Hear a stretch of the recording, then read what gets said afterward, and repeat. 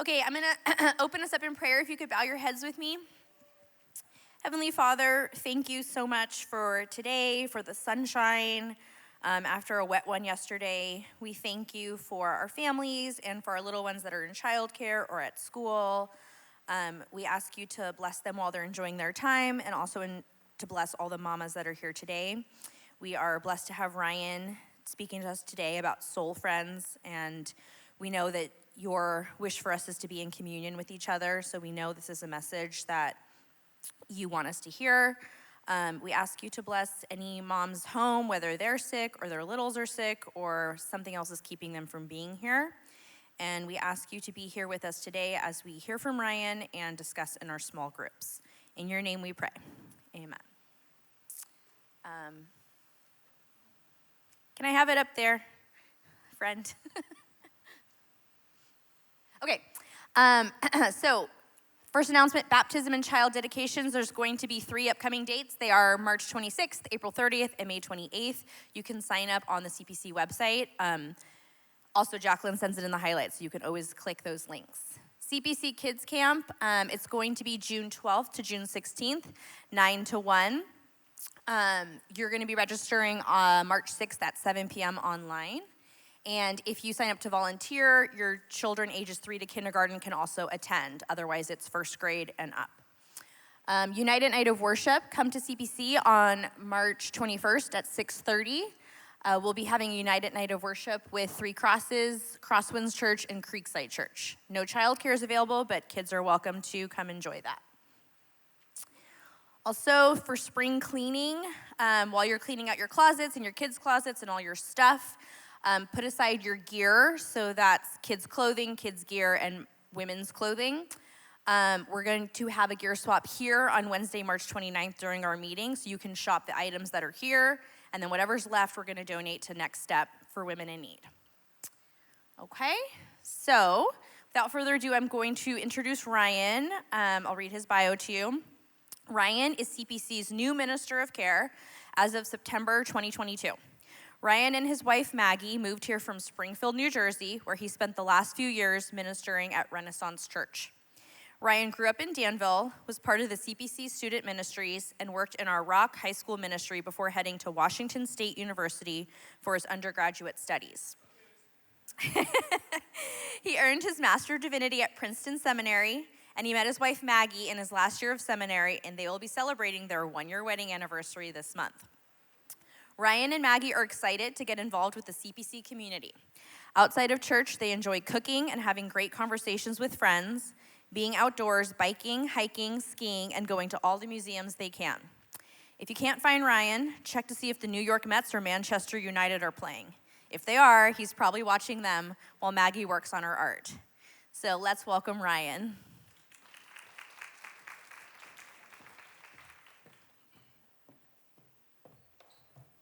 How's it going, everybody? Oh, come on. How's it going, everybody? Thank you. Hey, my name is Ryan. It is so good to be here with you guys. If I look familiar, you've probably seen me around church. And this morning, I get the chance to share with you guys about one of my passion ideas, passion thoughts, things that wakes me up in the morning. I love talking to people about soul friends. So this morning, we're going to learn about what a soul friend is and what that might look like in our world. But I wanted to introduce you guys to the most important person in my life. This is my wife, Maggie. We got married on March 12th, 2022, despite my best attempts to mess with Maggie and tell her we got married on March 13th. Apparently, that's not a funny joke when you're less than a year married. So our anniversary is actually next Sunday. And yes, I do have a present, and yes, we do have plans to get away. So before you give me advice, I've got that one covered. We met when I was in seminary. She is the greatest person I know. The second greatest person I know is actually not a person. He's a fuzzy friend of ours. This is our 7-month-old black lab named Theo. We adopted Theo when we moved to California, probably a couple weeks after we got here. Our stuff hadn't even arrived on the truck yet, and we saw this sweet little boy on the Monterey Bay lab rescue site, and I looked at Maggie and said, please, please, please, please, please, please, please, please, please. And she said, oh, yeah, he's too cute. And so when he was a puppy, he used to lay under our couch like that for like hours. He's too big now, but he still tries to, which is even funnier.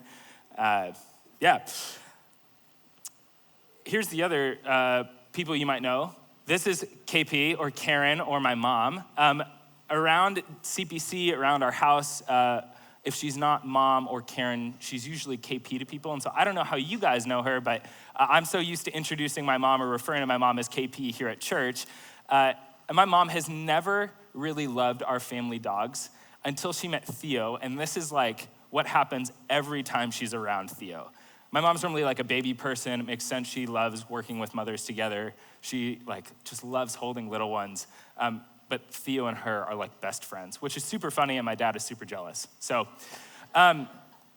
this is my family, the Pearce family. So my sister Casey lives in DC, and this is my sister Morgan and her husband Nathan. She got married 2 months after me. My first official wedding I did was actually my sister's, which is kind of cool. And it was really funny. My dad walked Morgan down the aisle, and he just blacked out. Like, had no idea what was happening. He was so overcome with emotion. And so he's standing there with my sister Morgan at the end of the aisle, and we're trying to get the wedding going, and my dad's just standing there. And I said, okay, Dad, give Morgan to Nathan. And so he did. Okay, Dad, give Morgan a kiss on the cheek and a hug, and he did. And then he just stood there, and I went, okay, Dad, go sit down. And he was like, oh, okay. And so it was really funny, because my mom was just laughing the entire time. And that's only half of my family. The other half are the Cools. So this is Maggie's family. I'm really lucky to have two great families around me. The only person who's missing in this photo is Maggie's brother Spencer, who's 6'9", so his head would be about here, which is hilarious because Maggie's 5'3". So the Lord went, oops, and dumped a little extra height on Spence when he was making Spencer. But they were just out here for 10 days, first trip out to California. Maggie and I moved here in September from New Jersey, and for me, it was a homecoming, coming back to where I was. So I wanted to show you two photos. The first, I ran cross country and track at San Ramon Valley High School. Go Wolves.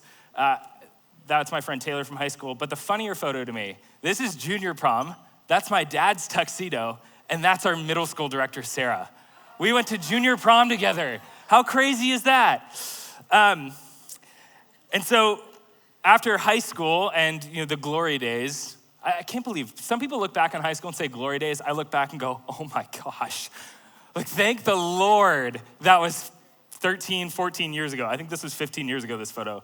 I learned I could grow a beard at 25, have not been clean shaven since because I look like that when I don't have a beard.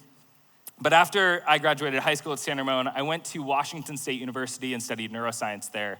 And in the middle of college, I discovered, I think God has called me to be a pastor, to walk alongside people, to be what I like to think of myself as a professional friend. And that's what I get to be as a care pastor here. I get to be people's friend who walks through the hard seasons with them and the good things. But more often than not, when someone's having a bad day, they usually call me.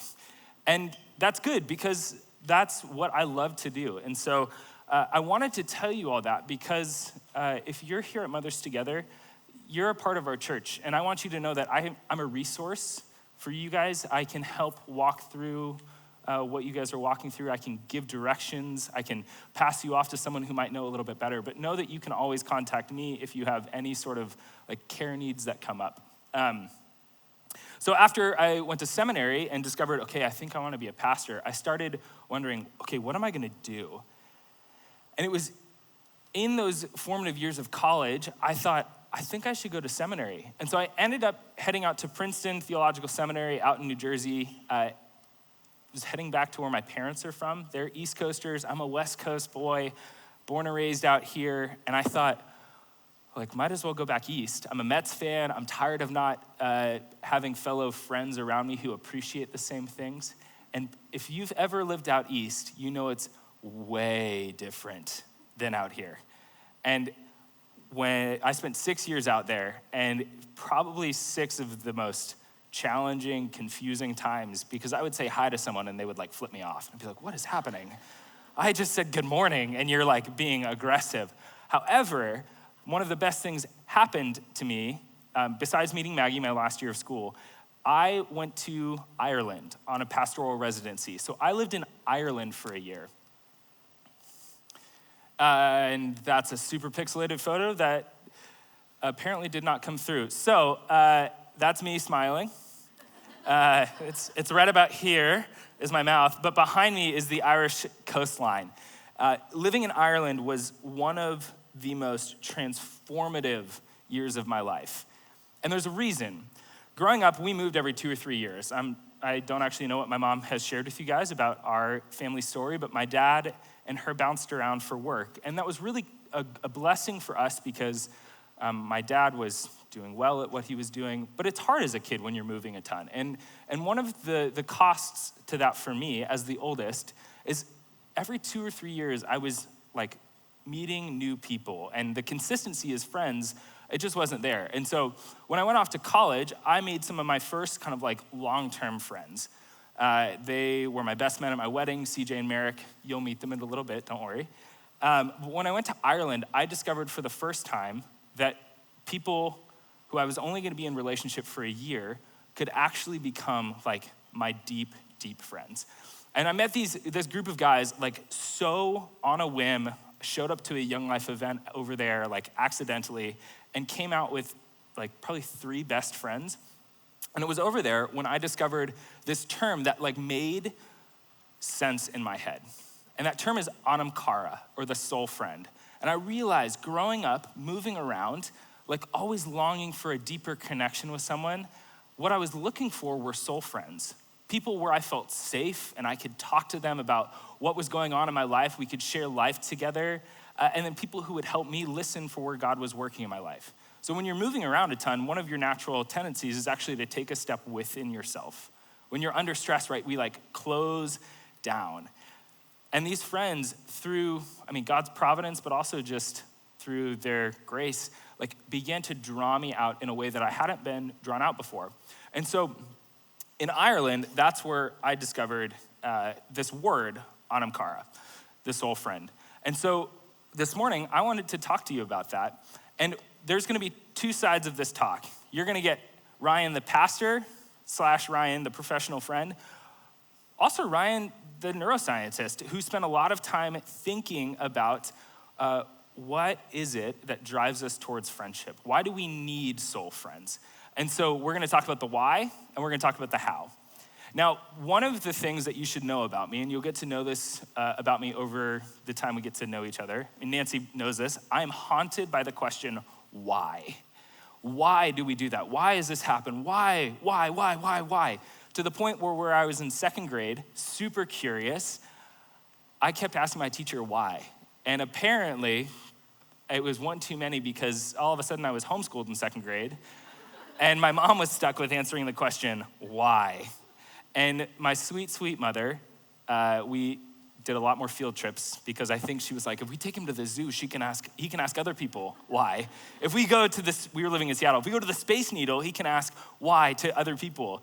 And so I started asking that question of my own story. Why do I struggle to make deep friendships, and why do deep friendships like mean so much to me? What is it that deep friendships are meeting within me? And here's what I found. There are some friends that fill our soul up, and there are some friends who just don't. There are some friends who make us feel less lonely, and some friends who make us feel more lonely. And there are also some modes of friendship that make us feel more connected to people, and some ways we are friends with other people that just don't. But here's the cool thing. When my buddy, Thomas, in Ireland told me about the word anam cara, the soul friend, he said, hey, this is like a soul friendship. Man, something clicked, and I went, yes. Like, Tom, that's what this is. You are my soul friend. And I started digging into it, asking, well, what is a soul friend? Why is that important? And here's a fun thing. In early Irish Christianity, Ireland became a Christian nation in about like the 300s or 400s. Before that, the Irish people were guided through their daily lives by druids.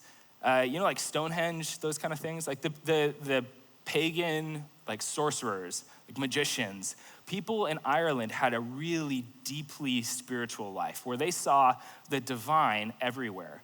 Like, think about it. St. Patrick's Day, we talk about leprechauns. They literally believed leprechauns existed.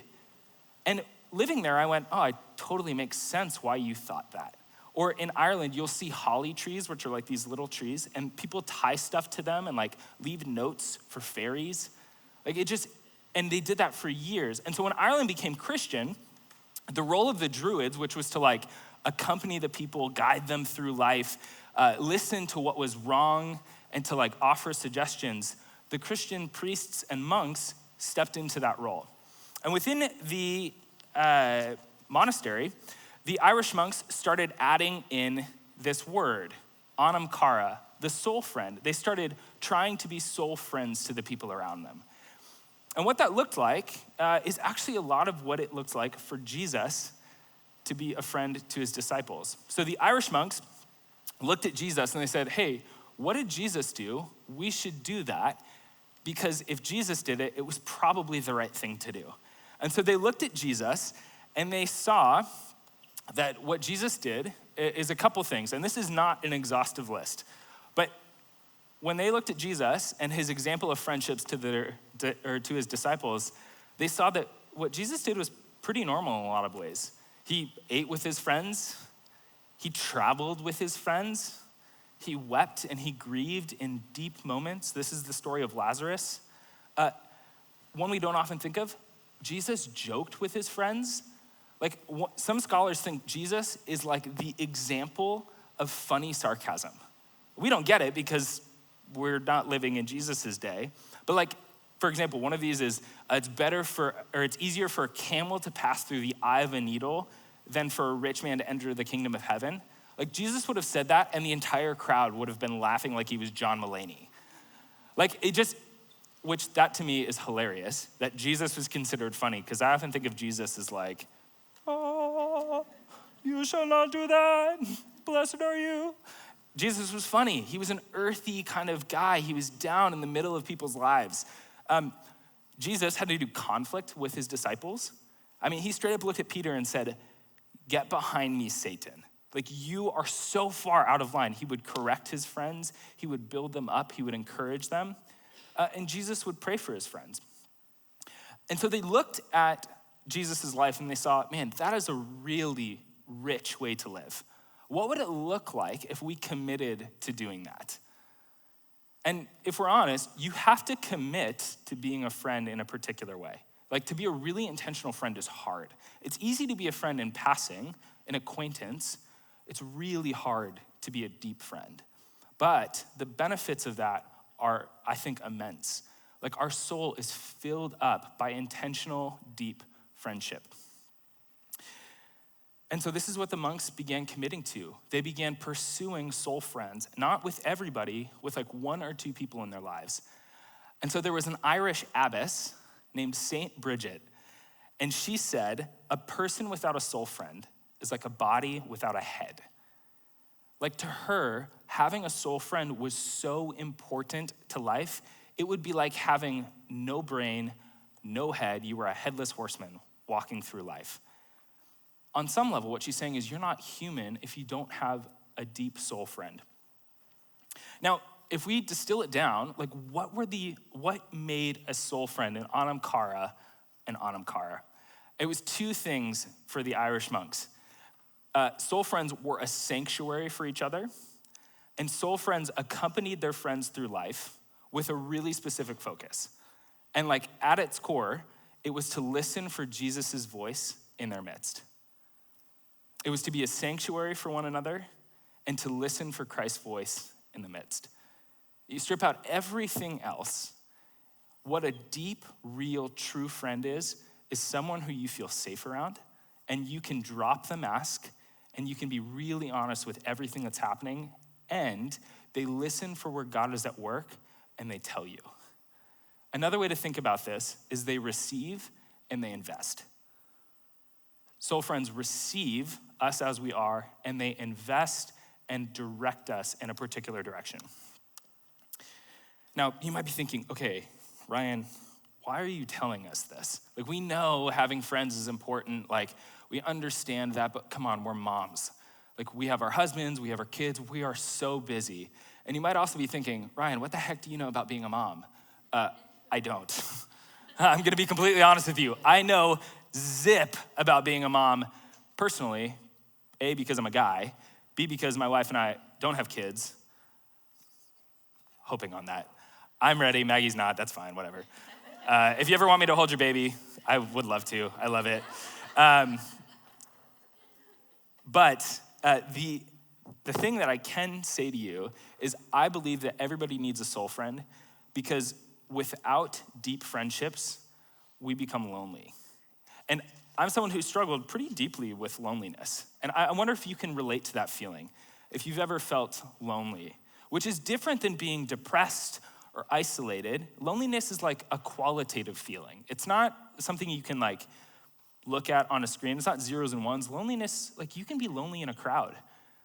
There's some people who find solitude in big crowds. There's some people who find solitude in being alone. There's some people, me in particular, I can feel lonely in the middle of a big group of people. And my wife loves being in a big group of people because it means she can be an introvert. She doesn't have to talk to people because everybody else is talking to each other and she just gets to hang out and be an introvert. She like gets energy from being alone in a crowd. I think that's part of why she likes going to museums, because there's a ton of people around and she can do whatever she needs to do. I'm like, there's so many people, I want to talk to them, but nobody's talking to me. Like, why? And she'll look at me and go, you're such an extrovert. And I'll be like, no, I kind of think I'm an introvert, but like, whatever. And so I know from talking to my mom, though, that being a mom can be lonely sometimes. And especially, my mom moved every 2 or 3 years with her kids. Like, not a lot of consistent long-term friendships. And being a mom is like a full-time job from what I see. I see my friends who are mothers, and they are pouring everything into a very specific task, raising kids. Like, that is the hardest job in the world. You guys, people say like going to work is hard. Being a mom seems way harder. Like, I love getting to leave the house and come back. Like, Maggie is there all the time, and we don't have a kid, but we have a dog, and she's with the dog all the time, and I come back, and she's like, take him, go. Which is not to equate having a dog and having kids, but there's some similarities. Like, Theo barks at 4 a.m, and one of us has to get up. So I think loneliness is the thing that we can all kind of relate to. And I don't know if you know this, but loneliness is becoming a thing that scientists are studying a lot. They're finding loneliness in your life causes significant stress. Like, from an objective side, high blood pressure, heart disease, obesity, weakened immune systems, anxiety, depression, like cognitive decline at the end of your life, Alzheimer's, early death. All of these are linked to being lonely. Not being alone, being lonely. Not being without people, loneliness is not having significant connection with people. It can also lead to marriage issues, struggles with intimacy, like a decreased social engagement, right? Like you pull back. It can lead to a higher likelihood of mental health struggles. And as a pastor, I see this a lot. Lonely people often struggle with faith a lot more than unlonely people, connected people.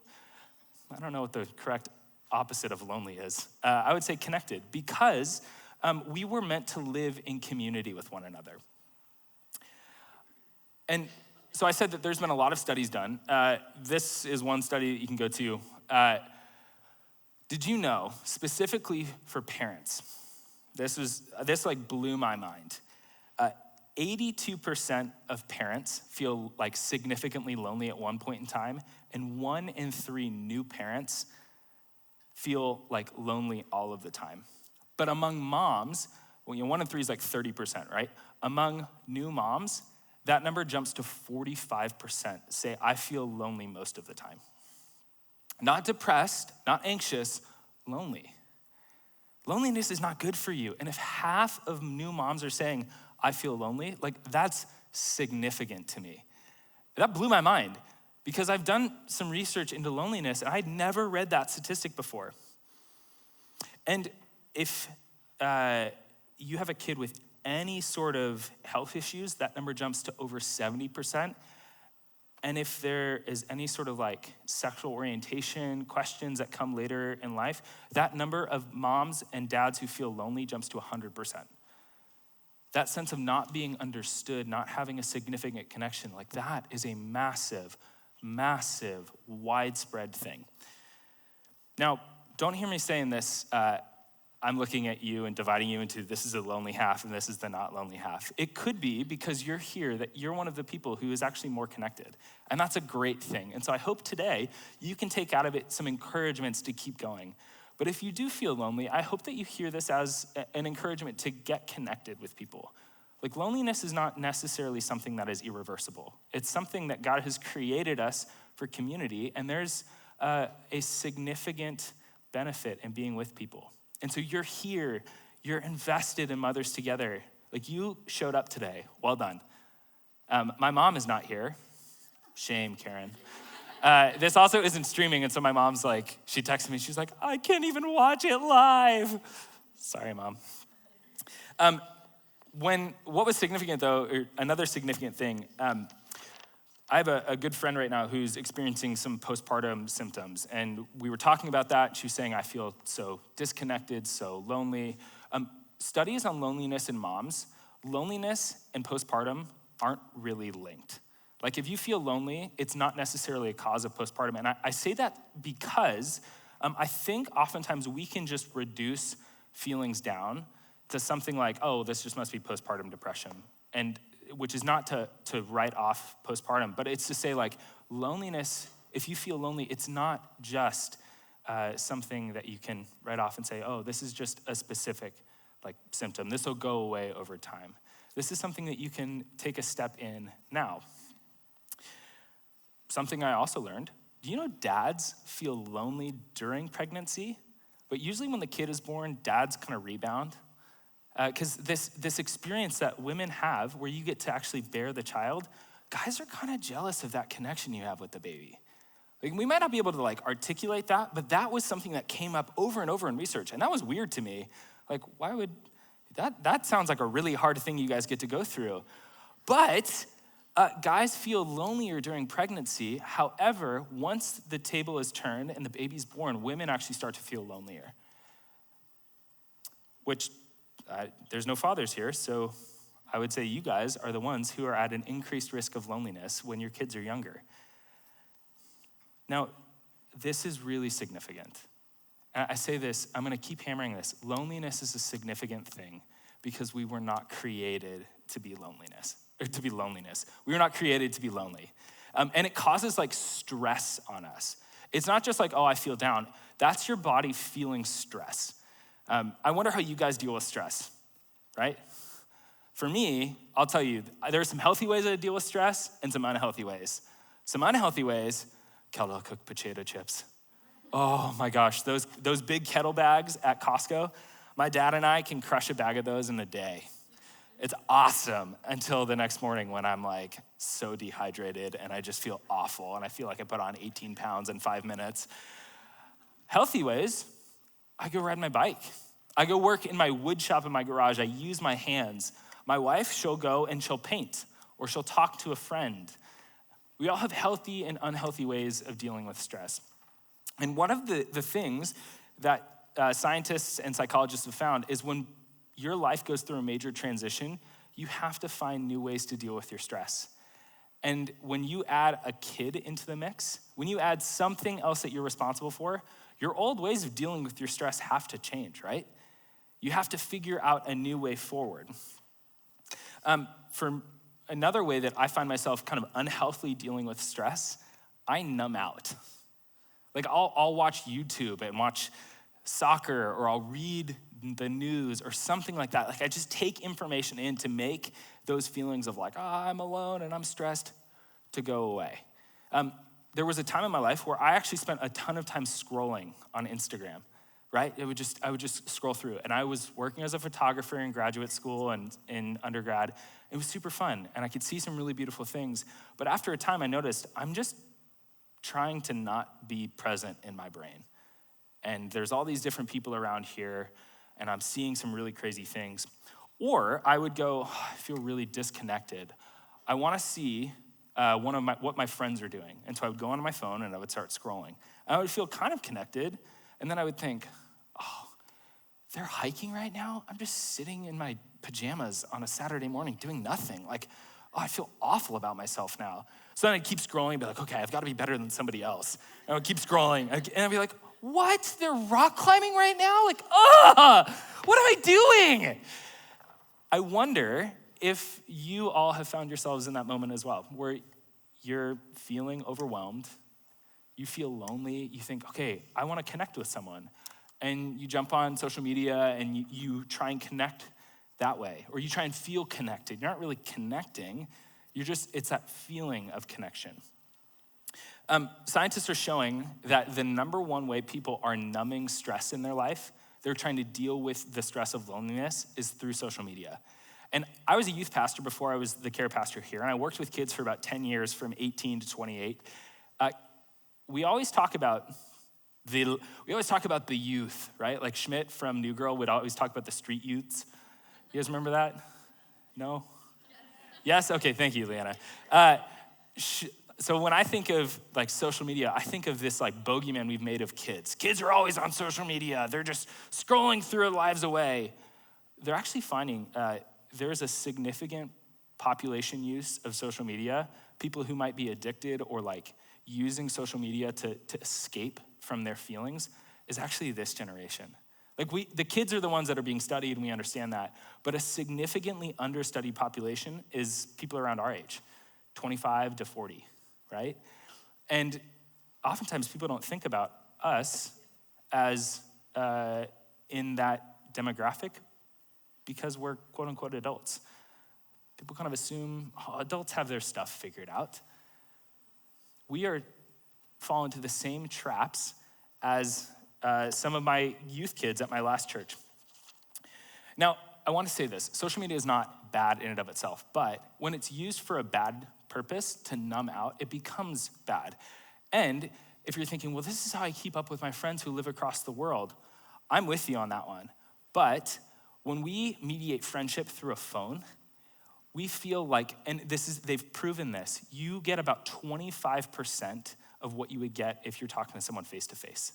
It's crazy, and that number drops 15% if you go from FaceTiming to talking on the phone.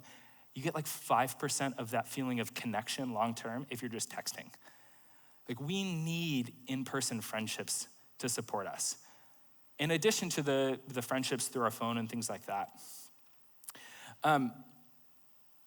So this begs the question, if social media is not like, or even our phone is not the way to kind of feel connected, to reverse loneliness long-term, like what is? And I want to answer that two ways. The first with my pastor hat on, which is a good hat to wear. The second with my science hat on, because I think both of those are kind of fun. Pastor first, God created you to live in community, to live like, the word is incarnate, to live in creation, to live in your body with the people around you. Like, look to your left and to your right. These are people that God has placed in your day today to have a significant interaction with.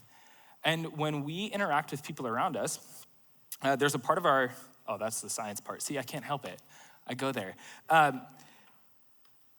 Do you know what the first problem in the Bible is? The first thing that God says, not good. What was that? Janet, you're such a nerd. Honestly. Janet Dodge, winner, winner, chicken dinner. Adam was alone. And the response that God said was, okay, we'll make another person with him. Now, it's interesting. Adam wasn't necessarily alone, full stop. All the animals were around him. He was with God. Like, nothing was in between him and God. And yet, God said it's not good for man to be alone. And so he created woman, and they fell into community together, and they lived a blissful, wonderful life until it all went horribly, horribly wrong. But at our core, before the fall, we were created for community. And you can look at that in one of two ways. You can say, okay, well, we need a spouse, we need a partner in life. That's totally true. But if you also look at it from like the perspective of just humankind, we need people around us, like physical people to be with us in community. And here's the thing. God is a communal God. Father, Son, and Spirit are three different persons of the same God. Like God exists surrounded by God's self. Like God is in community with himself, which is like just a super meta thought, right? But God's never alone. And that kind of blew my mind when I was in seminary learning about that. And so if God's nature is in community, it would make sense that we were created to reflect his nature. Like we were created for the same kind of community God has, or a kind that reflects that. And if God has Father, Son, and Spirit, like we have each other around us. But, well, not but, we do then like have a problem when we feel lonely because we're not reflecting God's nature of community out. We're not living as we were created to live. Like in our brain, God has wired us to need humanity, to need each other. Like when you have a significant interaction with someone face to face, there's a part of your brain, the reward center, that like goes nuts. And it starts shooting out these like feel-good chemicals. And there's different parts of that reward center. There's the part that comes when you're really intimate with your partner in marriage. And it makes you feel close and bonded to them. But there's also a different part in there that functions slightly differently. It's not related to sex. It's not related to like the intimacy of romance. It's related to friendship. And it goes off when you have friends. And God created us with that, I think, to drive us in the right direction. Like we need friends in order for us to feel full. And so this is where the neuroscience hat comes on. When we feel lonely, there's a fix that is actually healthy. Like instead of eating chips and going on social media is to friendship, I think, what chips are to a healthy diet. Good in moderation. When you eat a whole bag of kettle-cooked potato chips, your body's gonna feel like crap. And that's how it was designed to be because it doesn't give us what we need. It doesn't have everything that we need. It has a little bit, but it doesn't have everything. Do you know that when you're lonely and you use social media to feel close to people, you're not giving your body like healthy brain food? You end up actually spamming it. And that reward center begins associating closeness to your phone, not to people. And so what you do is you like short circuit what God has designed and you put something else in its place. And then even your like significant interactions with people begin to feel less significant because they're not your phone. And that is wild to me because we were created for community in relationship with like real people, and your phone's not a real person. It doesn't give you what you need. And so then we start going, I need to find that. And the phone doesn't become enough. And then there's this like gnawing hunger within us. And I'm speaking out of my own experience here. I'm not trying to label your experience, but that was my experience. I got to a point where I realized I'm really lonely. I don't have close friends. What the heck do I do? And so what I experienced in Ireland was a new way of being friends with my friends, or at least it gave language to how I could pursue it. And I love to understand why. And I totally blew past this quote, but it's kind of fun. This is from a book called Reclaiming Conversation by Sherry Turkle. If you're a reader or you're interested in more of this, Sherry Turkle is awesome. She's like the Brene Brown of loneliness. Like she writes really deep works, but like it's super easy to understand. And so at the start of one of her chapters, she quotes a 21-year-old who's talking about digital friendships. And she says, you can put so little effort in when you text and then you get instant gratification. I can connect with 15 people with no effort and it feels so good just to extend the feelers and get a positive response. I would rather have that than a conversation a lot of the time. Like, doesn't that hit home a little bit? Like, it's easy to be friends digitally. And I think that's part of the reason why we don't often pursue friendship like with people, because it's like when we're busy, it's easy to get a little hit, just enough to keep going when you can text someone or interact with someone digitally. But ultimately, that leads to loneliness. And so I think soul friends are an antidote to loneliness. And we've talked about the what and even the why. Like, why is loneliness so hard?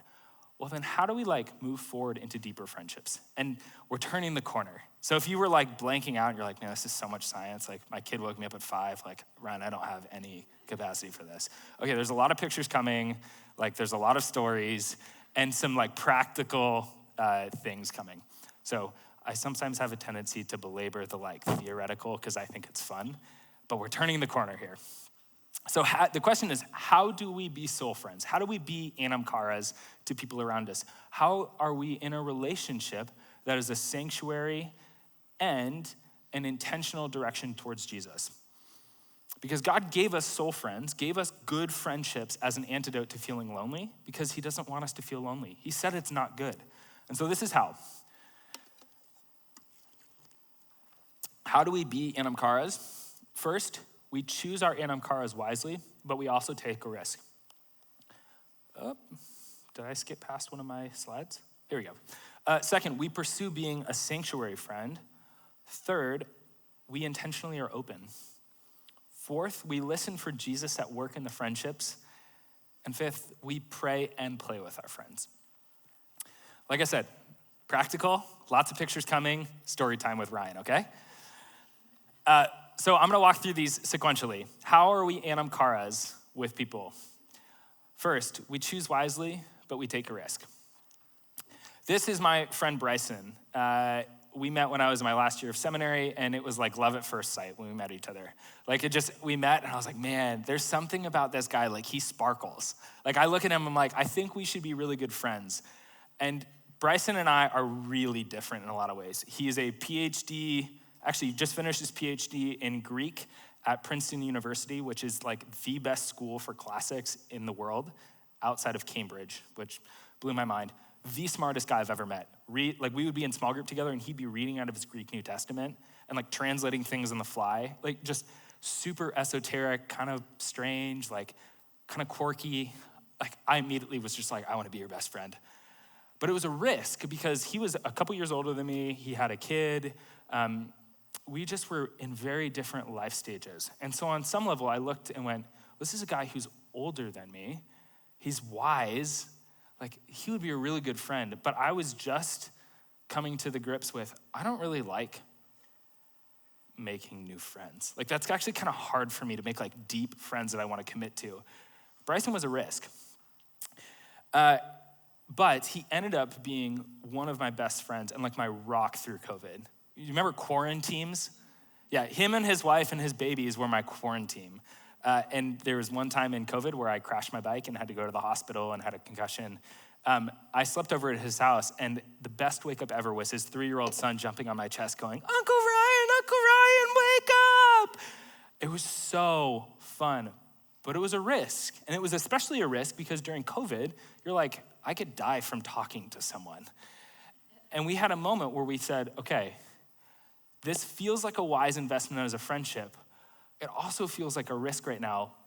Bryson, are you willing to take this risk to pursue deep friendship in the midst of all of this? Do you want to meet together and pray and talk and listen for Christ at work and just to be honest? And it ended up being one of the best friendships I've had, I would say probably ever in my life. He's up there as one of my closest friends. To be an anamkara, to be a soul friend with someone, you're gonna have to make a choice. It doesn't just, some friendships happen, but most often there's a choice to commit to a friendship.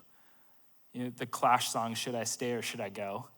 If I stay, there will be trouble. Or if I go, there will be trouble. If I stay, there will be double. Friendships are hard for a reason. There's no such thing as an easy friendship where you're not vulnerable. I would say you're probably not a friend if it's not hard at some points, if you're not having some hard conversations. And Bryson, I chose very wisely because, man, that dude came at me a couple times. But not to beat me down, actually to build me up. Iron sharpens iron, that was Bryson. There were some sparks. He called me on some stuff, and it was legit. You're gonna have to commit in those moments to choose wisely, but to take a risk. For me, the risk was staying friends with him when he came hot. Instead of, going, okay, doing the Irish goodbye where you just kind of disappear. or you like move across the country and don't tell people. Jesus always encourages us to be innocent as doves, but as wise as serpents. And like when you look around the room, you might think, man, some of these people look nothing like me. Well, there's nothing we can relate over.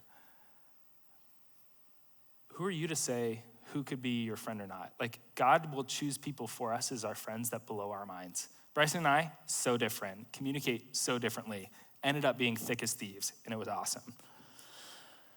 Now, there are friendships that we have to pursue, or in Anamkara friendships, you have to pursue being a sanctuary friend. So, what is a sanctuary? Anybody? What was that? It's a safe place. It's also this room, right? Sanctuary is inherently kind of a churchy term.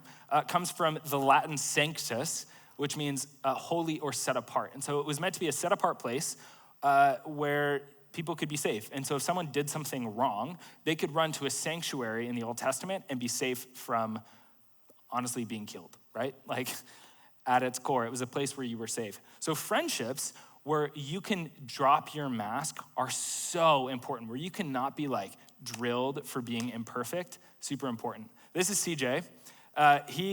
We met on the first day of freshman year of college. I had joined a fraternity and he knocked on the front door the day after I joined and said, hey man, I'm CJ. I would love to learn more about Sigma Phi Epsilon. And I thought to myself, hi, I'm Ryan, I just joined. Instead I said, hey man, what's up? Yeah, come on in, let me show you around. And he realized very quickly, I'm not that confident. We both joined a fraternity and thought to ourselves, what the heck did we just do? And he became my person where no matter what I was going through, I could call CJ and vice versa. And this goes through now. He's my best man at my wedding. A dude who, when the chips are on the table, when like we are in crunch time, CJ's a guy I can call and say, I just blew up on my wife. I need you to tell me if this was legit or not. And he's a guy who will go, you are being a massive jackwagon. Go apologize. Go call her right now. Go do whatever. This is a dude who is also really vulnerable with me. And our friendship has become our sanctuary where we get to come. And his wife, him and I share a lot of similarities. One of them is we both love to go like super theoretical and like talk about like what's a unit of Scrabble? Like, what is the game of Scrabble? You play Scrabble, but like, what do you call the thing? And we would talk for like 2 hours. And his wife and my wife are like, oh my God, who cares?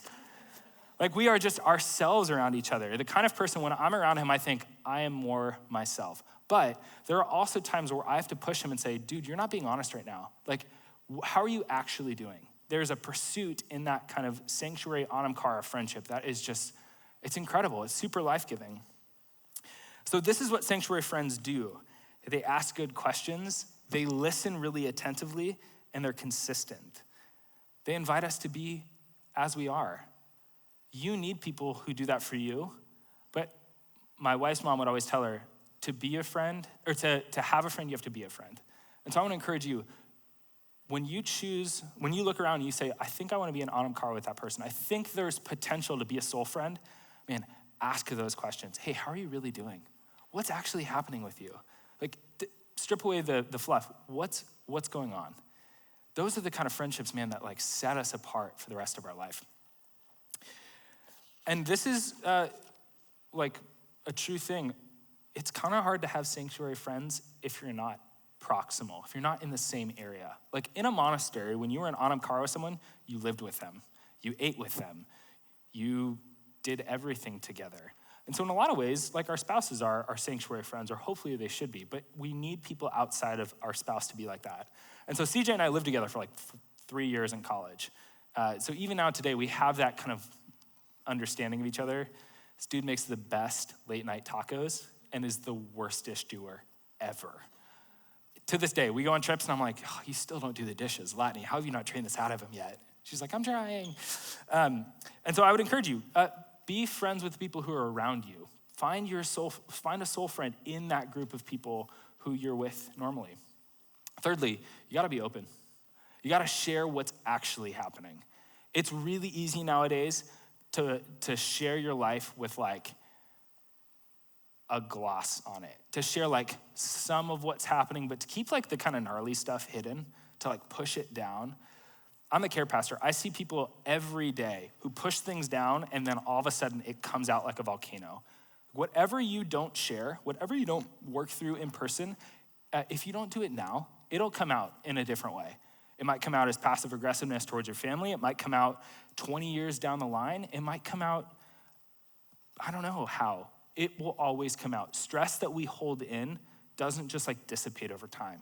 It stays with us. And so when we're open, one of the things that we're doing is what God created us, which is just like have a safe place where you can just let things go. How good does it feel to vent, right? You've had a hard day and you can just be like, ah! We need friends who are like that. We need friends. And so this is my buddy Merrick, my other best friend from college. Merrick and I will call each other and vent about the stupidest things, whether it's how the Warriors blew a late game. Merrick lives in Seattle. He works as a real estate agent. He would call me about the market. And I'm like, dude, what's the market? Like, how do I buy a house? He was like, oh, why am I talking to you? And then he would continue telling me. We would talk about our friendships, our marriages. I mean, he's a guy I can call and be open with. And when we lived together, I mean, that was the best part. We could just be super honest. Now, important in all of this, we need people who help us listen for Jesus.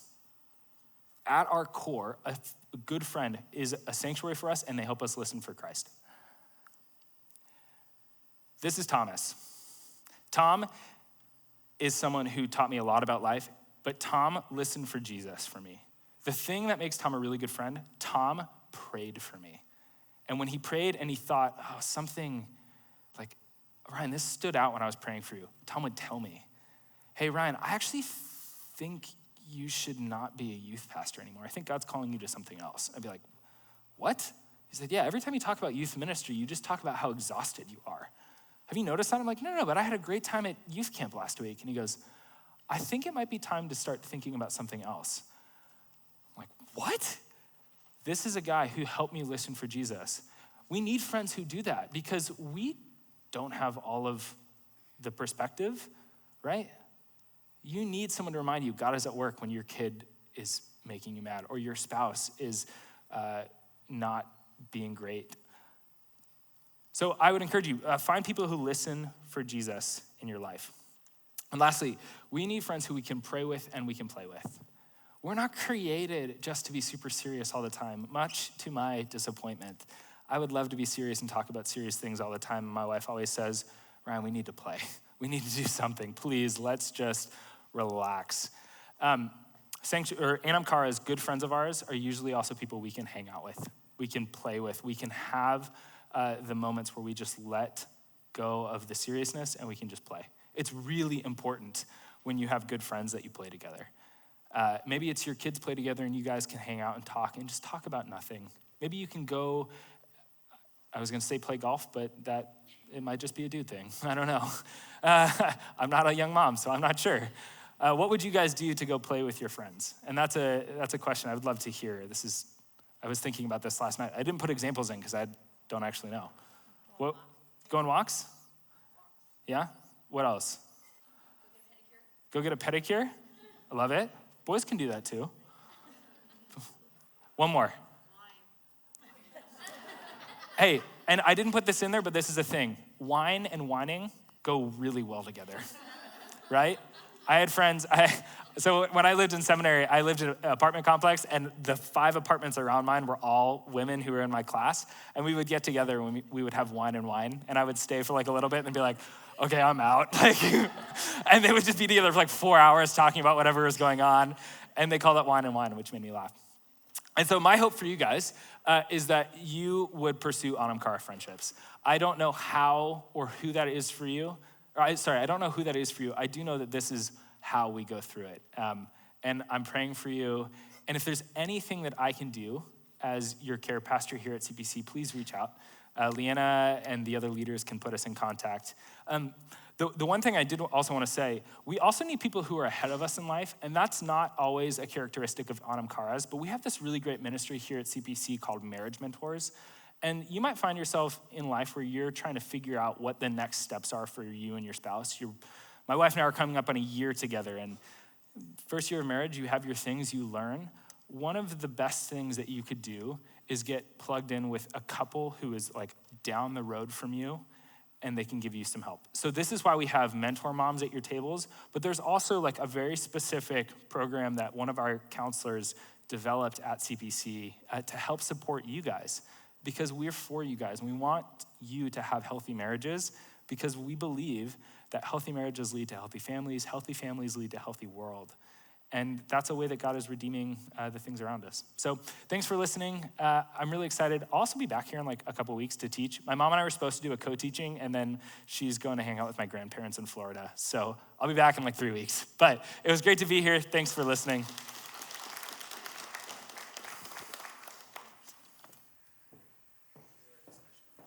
Yeah, I'll take care of it. That's for you. Thank you so much. I need the clicker though.